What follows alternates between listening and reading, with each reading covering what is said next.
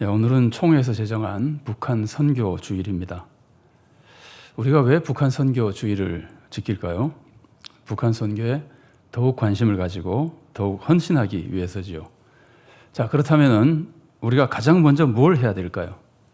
북한 선교가 뭔지 알아야 됩니다. 북한 선교가 뭔지를 모른다면 아무리 내가 마음속으로 북한 선교를 위해서 헌신하려고 해도 오히려 엉뚱한 일을 하며 북한 선교에 해를 끼칠 수도 있기 때문입니다. 북한 선교가 뭡니까? 북한 선교를 알려면 두 가지를 알아야 됩니다. 북한이 무엇인가? 또 선교가 무엇인가? 근데 우리가 어떤 것을 알려면은 무슨 목적으로 알려고 하는지가 굉장히 중요합니다. 왜냐하면 그 목적에 따라서 무엇을 알아야 할지가, 그 대상에 대해서도 목적에 따라서 무엇을 알아야 할지가 달라지기 때문입니다. 자, 예를 들어서 내가 어떤 청년에 대해서 알아보는데 그 청년을 나의 사윗감으로 알아볼 때와 우리 회사의 직원으로 채용하기 위해서 알아볼 때가 같겠습니까? 많이 다르죠. 만일 사윗감으로 알아본다면 뭘 주로 많이 볼까요? 아마 신앙이나 인격, 건강, 경제력 이런 것들을 주로 알고 싶을 겁니다. 직원으로 알아본다면 뭘 알아볼까요? 물론 신앙과 인격도 보겠지만 업무 능력이나 성실성이나 대인관계 같은 것들을 알고 싶을 겁니다. 자, 그럼 우리가 북한에 대해서 알려고 할 때 알려고 하는 목적이 뭡니까? 선교를 위해서지요. 그래서 우리가 북한에 대해 알아야 되는 것은 막연하게 북한에 대해서 많이 아는 것이 아닙니다. 정보를 많이 가지는 것이 아닙니다. 선교 대상으로서의 북한에 대해서 알아야 되는 겁니다. 그리고 우리가 어떤 사람을 선교할 때는 상대방의 형편을 알아야 됩니다. 몸이 아픈 사람과 마음이 아픈 사람을 선교하는데 똑같은 방법으로 선교할 수 있겠습니까? 그래서 우리가 북한을 알 때는 선교 대상으로서의 북한을 알아야 됩니다. 그리고 선교 대상으로서의 북한의 형편을 또 잘 알아야 됩니다. 그래야 북한에 대해서 먼저 바르게 기도할 수 있고 바르게 선교를 위해서도 헌신할 수 있는 겁니다. 그런데 북한을 선교 대상으로 알려면은 선교가 뭔지를 또 알아야 됩니다. 그래야 선교 대상인 북한에 대해서 도대체 필요한 게 무엇인지 우리가 어떻게 해야 되는 건지를 알 수 있게 되는 겁니다. 선교가 뭔지 알아야 됩니다. 선교가 뭡니까? 선교는 세상에 하나님의 뜻을 이루어가는 겁니다. 하나님의 뜻이 뭡니까? 하나님의 뜻은 요약하면은 세상을 구원하는 겁니다. 그럼 세상을 구원하기 위해서는 우리가 뭘 해야 됩니까? 세상을 구원하기 위해서는 복음을 전해서 예수님을 믿게 해야 되고 그리고 하나님의 뜻대로 살게 해야 됩니다. 이것은 예수님의 지상명령에 잘 나와 있습니다. 마태복음 28장 19절과 20절 말씀을 제가 봉독해 드리겠습니다. 그러므로 너희는 가서 모든 민족을 제자로 삼아 아버지와 아들과 성령의 이름으로 세례를 베풀고 내가 너에게 분부한 모든 것을 가르쳐 지키게 하라. 볼지어다 내가 세상 끝날까지 너희와 항상 함께 있으리라 하시니라. 자, 이 말씀은 우리들에게 네 가지를 가르쳐 줍니다. 첫째는 선교 대상이 누구냐는 겁니다. 선교 대상이 누굽니까? 모든 민족입니다. 세상 모든 사람입니다. 둘째는 세례를 베풀어 주라 그럽니다. 이 말씀은 달리 말하면은 예수님을 믿게 하라는 겁니다. 셋째로 예수님의 가르침대로 바르게 살게 하라는 겁니다. 하나님의 뜻에 따라 바르게 살도록 만들라는 겁니다. 그리고 넷째는 예수님이 항상 함께하며 우리의 선교 사역을 도와주신다는 겁니다. 자, 이제 이것을 생각하면서 북한 선교에 대해서 한번 생각해 보십시오. 선교 대상이 누굽니까? 북한의 모든 사람이죠. 그들에게 뭘 해야 됩니까? 예수님을 믿게 해야 됩니다. 그리고 하나님 뜻대로 살게 해야 됩니다. 이걸 우리 힘으로 할 수 있습니까? 할 수 없죠. 누구에게도 할 수 없지만 북한에 대해서는, 북한 동포에 대해서라면 더더욱 우리 힘으로 할 수 없습니다. 그러나 예수님이 약속하신 대로 예수님이 함께 하시면은 할 수 있는 겁니다. 그런데 북한 선교를 누가 해야 됩니까? 세상 모든 성도가 세상 모든 민족을 선교해야 됩니다. 예수님의 뜻입니다. 그러면 당연히 북한 선교는 한국 성도만 해야 되는 것이 아닙니다. 이 세상의 모든 성도가 북한 선교를 해야 됩니다. 사실 우리도 북한 선교만 생각하는 것이 아니라 모든 민족에 대해서 선교를 생각하잖아요. 그러니까 모든 민족이 북한 선교를 해야 되고 또 우리 민족에 처음 선교한 사람들도 한국 성도가 아니라 외국 성도입니다. 그러니까 모두가 북한 선교에 사실은 관심을 가지고 해야 됩니다. 그러나 아무리 그래도 북한 선교에 대해서는 한국 성도가 남다른 사명을 가지고 있습니다. 이런 것하고 비슷합니다. 성도는 세상의 모든 어려운 사람들을 도와줘야 됩니다. 그래서 내 가족이 어렵다면은 세상의 모든 성도가 내 가족을 도와줘야 됩니다. 그러나 아무리 그래도 내 가족을 돕는 사명은 나에게 특별히 가장 크게 있는 겁니다.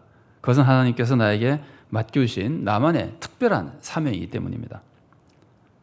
자기 가족을 돕는 것은 그 가족을 돕는다고 하는 특별한 사명이 사람마다 있기 때문에 우리가 모든 어려운 사람들을 도와야 되지만 나의 가족에 대해서는 특별히 나만이 가지고 있는 사명이 있다는 겁니다. 마찬가지로 북한 선교도 이 세상 모든 성도들의 사명이지만 한국교회 성도들이 그에 대해서 특별한 사명을 가지고 있는 겁니다. 선교는 예수님을 믿게 하는 것과 하나님의 뜻대로 바르게 살게 하는 겁니다. 자, 이런 목적을 가지고 북한을 생각한다면 북한이라는 게 도대체 어떤 겁니까? 땅입니까? 나라입니까? 정권입니까? 다 아니죠. 사람이죠, 사람. 그럼 어떤 사람입니까? 북한의 모든 사람입니다. 북한 사람을 우리가 어떻게 설명할 수 있을까요?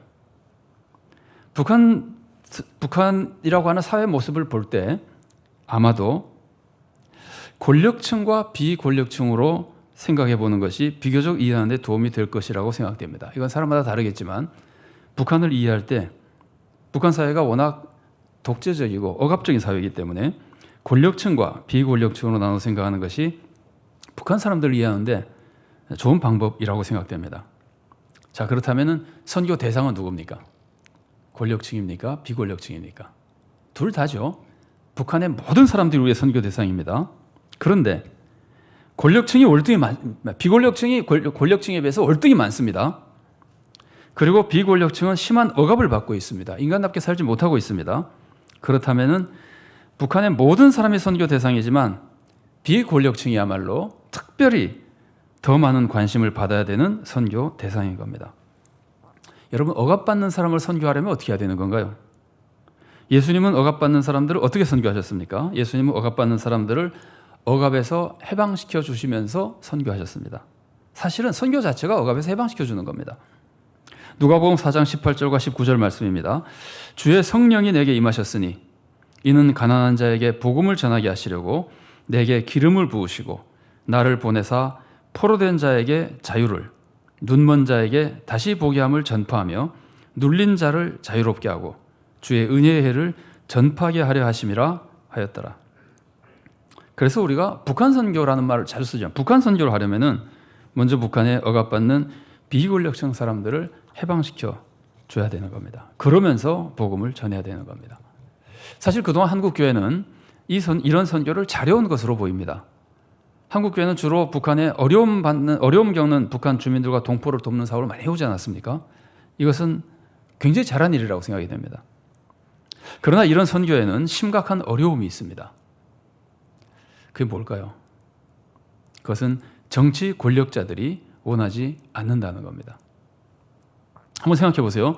북한 정권이, 북한의 권력층이 북한의 비권력층의 해방을 원하겠습니까? 북한 권력자들이 비권력자들, 북한 주민, 동포들의 해방을 원합니까?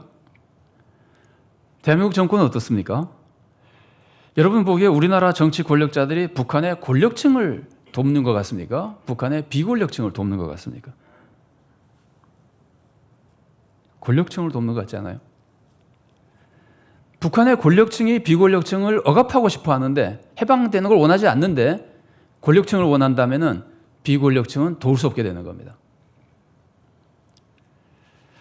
우리가 북한 동포를 억압해서 건져주지 않고도 복음을 전할 수 있을까요? 북한 동포를 건져주지 않으려고 하는 것은 북한 동포를 사랑하지 않는다는 뜻입니다. 북한 동포 입장에서 생각할 때, 지금 비권력층을 말하는 겁니다. 억압받고 있는 동포들 입장에서 생각할 때 자기를 사랑하지 않고 자기를 억압하는 권력층의 편을 드는 사람이 전하는 복음을 받아들이고 싶겠습니까? 여러분, 서구 선교사들이 19세기 말 20세기 초에 서구 선교사들이 전 세계를 선교했었잖아요. 그런데 동시에 서구가 전 세계를 정복해 나갔었잖아요. 여러분, 그런데 그때 일부 선교사들은, 서구 선교사들이 아프리카나 아시아 같은 데 가서 선교할 때 일부 선교사들은 자기 나라가 지배하고 혹은 점령해 나가는 혹은 착취하는 그 피선교국을 자기 나라 정권이 착취하는 것을 도와줬습니다. 선교사들이 피선교국에 가서 자기 나라 정권이 피선교국 나라를 착취하는 것을 선교사들 중에 일부가 도와주는 사람이 있었다는 말이에요. 그런 나라나 그런 지역에서는 나중에 그 피선교국이 독립한 후에 선교사들을 좋아했을까요? 배척했을까요? 뻔하죠. 다 배척했어요. 억압받는 백성을 돕지 않으면 선교할 수 없는 겁니다. 그래서 우리가 진심으로 북한을 선교하고 싶다면 정치 권력자들과는 다른 마음을 가져야 됩니다. 이게 북한 선교의 어려운 점입니다. 그러나 아무리 어려워도 우리는 주님의 선교 방법대로 선교해야 됩니다. 주님의 선교 방법대로 해방 사역을 하며 선교해야 됩니다. 그래야 주님께서 우리와 함께 하시고, 그 주님이 하라고 하시는 방법이잖아요. 그래야 주님이 우리와 함께 하시고, 주님이 함께 하시면 좋은 열매를 맺게 되는 겁니다. 지금처럼 남북 관계가 긴장되어 있고 우리나라 정부마저 북한의 비권력층 동포에 대해서 관심이 없다면 우리가 북한 선교를 위해서 할 수 있는 일이 굉장히 제한되어 있습니다. 이런 상황에서도 우리가 할 수 있는 강력한 선교 사역이 하나 있습니다. 그게 뭘까요? 많은 것이 제한되어 있고 막혀 있고 그런데 그럼에도 불구하고 우리가 할 수 있는 강력한 선교 사역이 뭘까요? 여러분, 그건 기도입니다. 여러분, 세상에 우리가 할 수 있는 사역 중에 기도보다 더 강력한 사역은 없습니다. 기도는 우리가 사역하기 위해서 준비하는 것이 아닙니다. 기도 자체가 최강의 사역입니다. 그런데 기도를 할 때 올바른 마음으로 해야 되잖아요. 올바른 마음과 올바른 내용을 가지고 하나님 뜻에 맞게 기도를 해야 되잖아요. 그래서 우리가 북한 선교를 무엇을 하고 하느냐를 떠나서 먼저 북한 선교에 대해서 바르게 알아야 된다는 거예요. 그리고 바르게 알고 그 올바른 기도 제목으로 정말 사랑과 마음을 모아서 힘써 기도하면은 하나님이 선교의 열매를 맺게 해주실 겁니다. 여러분, 우리나라가 구원받은 거 보십시오. 일제강점기에서도 구원받고 6.25의 그 굉장한 그 위험 속에서 구원받는 것이 다 우리 힘으로 했습니까? 사실은 우리 힘보다는 다른 힘이 더 많이 역사했었잖아요. 인간적으로만 보더라도 정말 하나님께서 역사하셔서 이루어주시는 거거든요. 우리가 북한 선교를 위해서 기도할 때는 가장 먼저 억압받는 동포를 위해서 기도해야 됩니다. 우리 성도님들이 기도할 때, 북한을 위해서 기도할 때 북한 성도들을 위해서 기도하는 경우가 굉장히 많습니다. 물론 좋은 일입니다. 북한 성도들이 얼마나 힘들겠습니까? 또 그분들이 잘 돼야 북한의 선교 열매도 맺어질 겁니다. 우리는 당연히 북한 성도들을 위해서 기도해야 됩니다. 그러나 오늘 우리가 북한 선교라는 단어를 쓰고 선교의 측면에서만 만일에 본다면은 오히려 성도보다도 성도가 아닌 동포를 위해서 더 기도해야 됩니다. 여러분, 우리가 지금 여기서 우리가 선교할 때 성도들에게 선교합니까? 믿지 않는 사람들에게 선교합니까? 성도들에게 선교하는 것이 아니라 세상 사람들에게 선교하는 거잖아요. 마찬가지입니다. 북한 선교라는 걸 우리가 마음을 품고 있으면은 북한 성도들을 위해서도 선교를 당연히 해야 되지만 북한의 모든 동포가 해방되도록 정말 관심을 가지고 뜨거운 마음으로 기도해야 되는 겁니다. 그리고 그들이 하나님의 은혜로 해방이 된다면은 그러면 복음이 자유롭게 전파될 수 있고 선교 열매가 더욱 풍성하게 맺어지는 겁니다. 그럼 북한 권력층은 선교의 대상이 아닙니까? 물론 그들도 선교의 대상입니다. 그런데 북한 권력층은 어떻게 선교해야 됩니까? 이것도 역시 우리가 할 수 있는 일이 많지 않습니다. 그러나 적어도 그들을 위한 선교가 무엇인지는 알아야 될 거 아니에요. 그걸 모르면 선교에 방해되는 일을 할 수도 있다는 말이에요. 그럼 북한 권력층에는 우리가 도대체 무엇을 해야 되는 걸까요? 우리나라는 몇십 년 동안 군사 독재 어려움을 지낸 적이 있습니다. 그 시대 권력자들도 다 공과가 있기 때문에 사람들을 함부로 우리가 평가하기는 어렵습니다. 다만 사회 체제로 볼 때 군사 독재 체제가 계속되는 것은 절대로 하나님의 뜻이라고 볼 수가 없습니다. 자, 그런데도 불구하고 당시에 권력자들에게 아부하는 사람들이 많았습니다. 일반인은 말할 것도 없고 교회와 교회 지도자들 중에서도 일부 있었던 것으로 보입니다. 여러분, 만일 교회와 교회 지도자가 독재 권력에 아부한다면 선교가 되겠습니까? 여러분, 권력자들에게 아부해서 선교가 안 됩니다. 이번 권력자에게 아부를 하면은 권력자를 구원하겠어요? 권력자에게 박해받는 사람을 구원하겠어요? 아무도 구원하지 못합니다. 마찬가지입니다. 북한 권력층을 선교하고 싶다면은 그들에게 아부해서는 안 됩니다. 정치인들은 정치적인 목적을 위해서 여러 가지 정치적인 방법이 있을 수 있을 겁니다. 적어도 그러나 교회는 그렇게 할 수 없습니다. 선교는 예수님을 믿게 만들고 바르게 살도록 만드는 거기 때문입니다. 우리는 북한 권력층에게 복음을 전하고 바른 삶을 가르쳐야 됩니다. 거꾸로 그들이 동포를 억압하고 악을 행하는 것을 찬동하면 안 됩니다. 정치 외교적으로는 여러 가지 방법이 있을 수 있을지 몰라도 선교는 그렇지 않습니다. 오늘 우리가 지키는 게 북한 외교주일입니까? 북한 선교주일이잖아요. 교회 이름으로 하는 것은 외교가 목적이 아니고 교회 이름으로 하는 건 선교라는 말이에요. 우리가 북한 권력층의 악행을 반대하고 그들에게 바른 삶을 강권한다면 그것은 그들을 미워하거나 저주하는 것이 아닙니다. 오히려 그들을 사랑하고 정말 잘되게 하려는 겁니다. 세례 요한을 보세요. 세례 요한의 사명은 메시아의 앞길을 준비하는 거였습니다. 그래서 모든 사람이 회개하고 메시아를 믿게 하려는 거였습니다. 모든 사람입니다. 누가복음 3장 6절에 이렇게 기록되어 있습니다. 그 세례 요한의 사역을 설명하면서 구약 성경을 인용한 거죠. 모든 육체가 하나님의 구원하심을 보리라 함과 같으니라. 모든 육체, 모든 사람이거든요. 요한의 사역은 모든 사람이 구원받게 하는 거였습니다. 그래서 요한은 헤롯에게도 회개를 촉구한 겁니다. 헤롯의 악행을 꾸짖고 바른 삶을 가르쳤습니다. 그래서 옥에 갇히고 결국 죽임을 당했습니다. 하지만 그게 진짜 선교였습니다. 만일 세례 요한이 헤롯에게 아부했다면 세례 요한은 살아서 안전하게 계속 사역할 수 있었을 겁니다. 사역은 했겠지만 그건 선교가 아닌 겁니다. 북한 선교에 대해서 말하려면 북한 선교가 뭔지를 알아야 됩니다. 북한 선교는 북한 동포를 구원하는 겁니다. 이를 위해서는 북한 동포가 예수님을 믿게 만들고 바르게 살게 만들어야 됩니다. 북한의 권력층과 비권력층 모두가 그렇게 될 수 있도록 인도해야 참된 선교입니다. 지금 할 수 있는 것이 많지 않다 하더라도 적어도 우리들의 마음만은 올바른 선교의 마음을 가지고 있어야 되는 겁니다. 선교라고 하는 것은 하나님의 뜻이 이루어지도록 역사하는 겁니다. 돕는 것고 또 사역하는 겁니다. 북한 선교는 하나님의 뜻이 뭐겠어요? 하나님의 뜻이 사회의 정의를 이루어 가시는 거잖아요. 북한 선교는 북한의 정의가 세워지는 겁니다. 이를 위해서 권력층은 비권력층을 억압하지 말아야 됩니다. 전쟁 준비에 매달리지 말고 주민이 잘 살게 하는데 힘써야 됩니다. 우리는 권력층의 악행을 비호하지 말고 비권력층의 고통을 덜어줘야 됩니다. 비권력층 동포에게 식량과 의료시설을 제공해 주는 것은 굉장히 귀한 일입니다. 그러나 아마도 그 이상으로 중요한 것은 권력층의 억압과 악행을 돕지 않는 겁니다. 그러면서 우리는 그들에게 복음을 전해야 됩니다. 복음은 하나님 나라를 보여주면서 전해야 됩니다. 사회 정의를 세우는 것이 하나님 나라를 보여주는 대표적인 모습 중에 하나입니다. 그런데 우리가 이것을 하지 않고 사회 정의에 대한 관심이 없고 사회 정의를 위해서 애쓰지 않고 복음을 전한다면 북한에 복음을 전한다 하더라도 아마 북한의 절대 다수인 비권력층 동포들은 복음을 받아들이지 않을 겁니다. 사회 정의를 위해서 애쓰지 않고 복음 전하는 사람들의 복음을 무슨 복음이라고 생각을 하겠어요? 우리가 지금까지 북한을 봐왔지만 이런 북한을 선교하는 것은 절대로 쉬운 일이 아닙니다. 그럼 불가능한 일입니까? 그거는 더더욱 아닙니다. 선교는 예수님이 함께 하시며 도와주시는 일이기 때문입니다.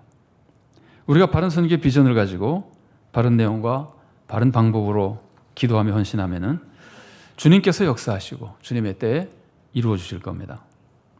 여러분, 주님이 어떤 분입니까? 주님은 이 세상이 악이 가득해지고 세상 사람들로서는 도저히 감당할 수 없도록 악이 팽배해져도 모든 사람들이 악에 억눌려 살아도 결국 그 악을 제거하고 백성을 구원해 주시는 분입니다. 주님은 그동안 수없이 하나님의 백성, 당신의 백성들을 구원해 주셨습니다. 그 중에서 제가 대표적인 구원 사건 5가지를 간략하게 소개해 드리겠습니다. 첫 번째가 노아의 홍수 사건입니다. 이때 세상이 너무 악해져서 주님은 물론 세상을 심판하시고 모든 생명을 멸하셨잖아요. 그러면서까지 주님은 노아의 가족과 선택된 동물들을 구원하시며 사회를 악에서 건져주셨습니다. 두 번째가 소돔의 심판입니다. 소돔도 너무나 악해져서 하나님이 그 지역을 불로 심판해 버리셨잖아요. 그러나 롯의 가족은 구원해 주셨습니다. 이 두 사건은 악한 자들을 심판하시고 악에게 고통당하는 사람들을 구원해서 사회를 바르게 세워주신 사건입니다. 그러나 이것은 완전한 구원이 아니었습니다. 사람들은 다시 악해졌습니다. 세 번째가 출애굽 사건입니다. 하나님은 이스라엘을 억압하던 애굽을 심판하시고 이스라엘을 해방시켜 주셨습니다.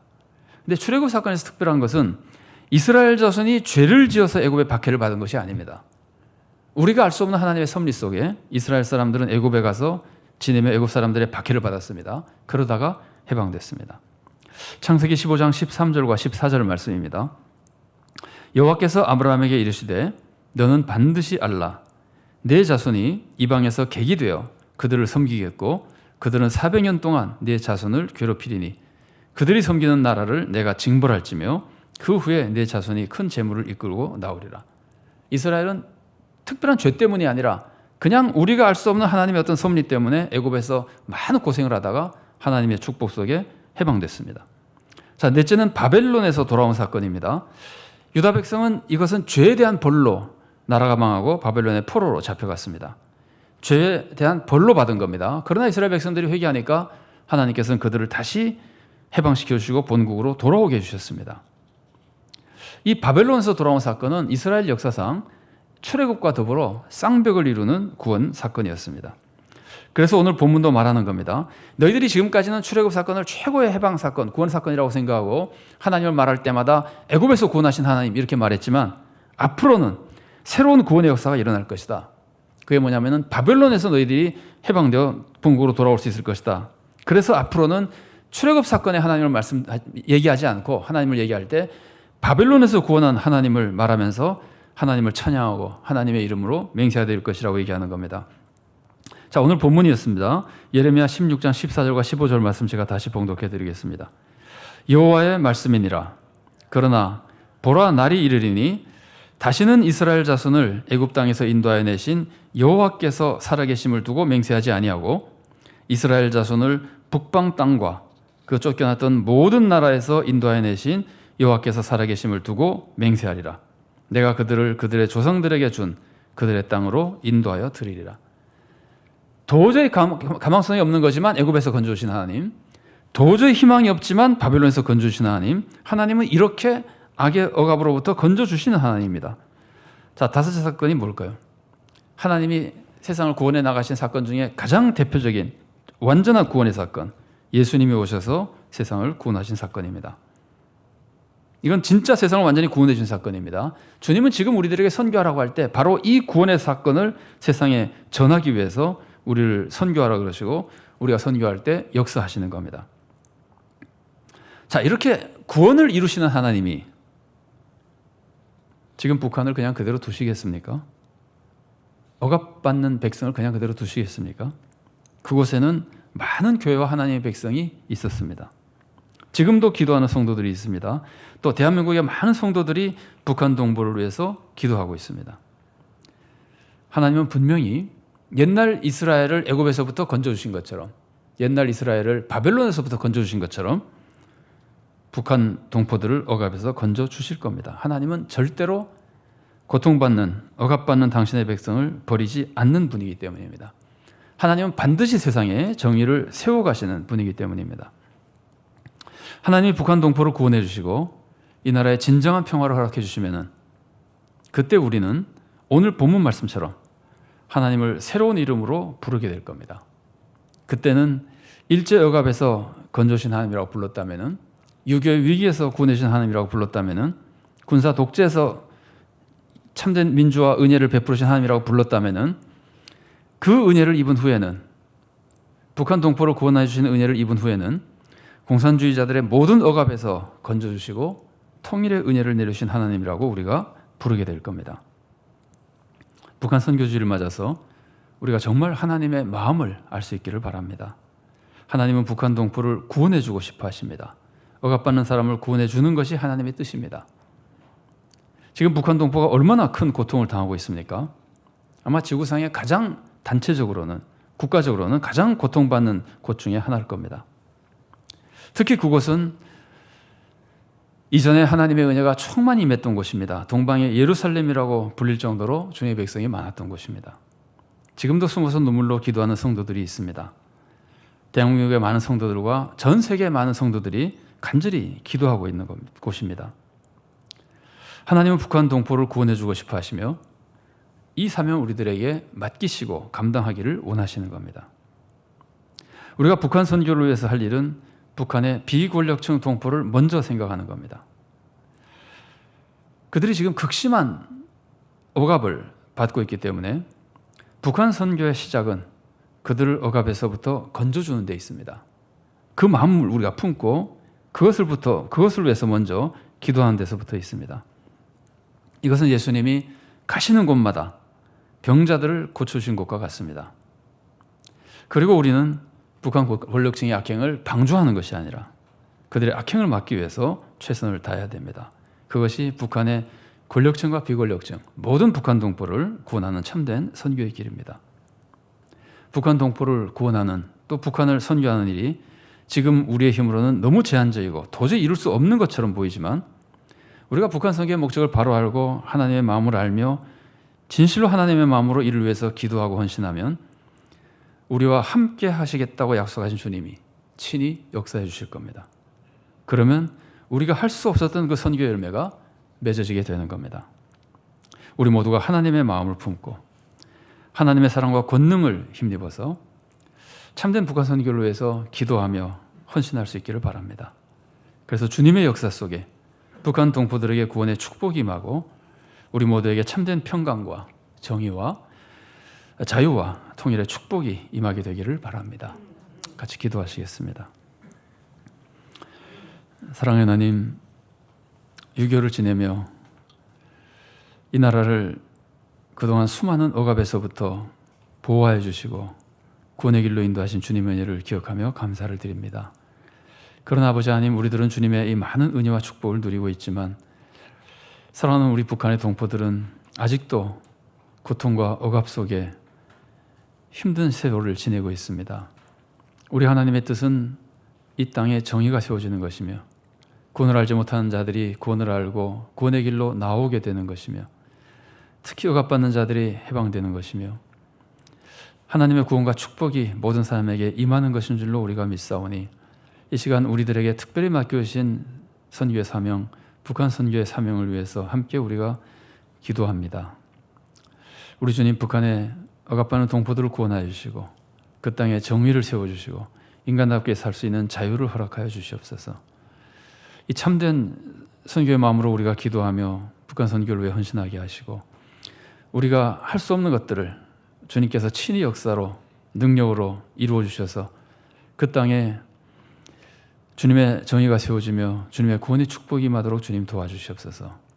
악한 자들을 변화시켜 주시고 또 악한 자들을 주님 감히 강구하오니 심판하여 주시고 억압받는 자들을 구원하시며 그 모든 자들이 악한 자들과 억압받는 자들 모두가 변화되고 주님의 구원의 축복을 누리는 땅이 되고 나라가 될 수 있도록 또 민족이 될 수 있도록 우리 북한 동포들과 우리나라의 모든 성도들과 백성들을 주님께서 이끌어 주시옵소서. 주님의 사랑과 권능의 모든 것을 의지하옵고 예수님 이름으로 기도드리옵나이다. 아멘.